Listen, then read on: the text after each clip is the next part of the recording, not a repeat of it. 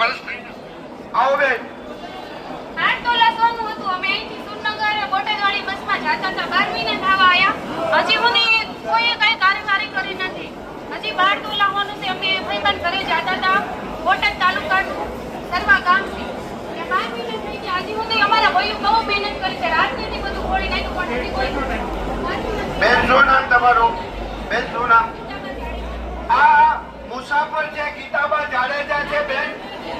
બેન શ્રી નું 12 તોલા સોનું વઢવાણ વિધાનસભાના ધારાસભ્ય છે. આપ કાન ખોલીને સાંભળી લો.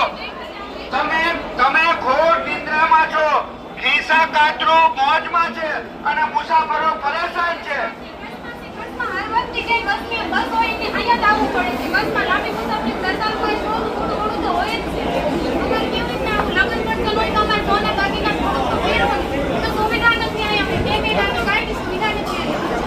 વઢવાણ વિધાનસભાના ધારાસભ્ય શ્રી જો આપમાં ભગવાન વસતા હોય તો આ તમામે તમામ મહિલાઓનું સોનું અહીંથી વયું જાય છે. કિંમતી બીજી કિંમતી વસ્તુઓ વયો જાય છે. પૈસા વયા જાય છે. ક્ષત્રિય સમાજના મહિલા જ્યારે ખુલીને પોતાની વ્યથા પોતાની વાત મૂકતા હોય ત્યારે તમને શરમ જેવો કઈ છાંટો હોવો જોઈએ.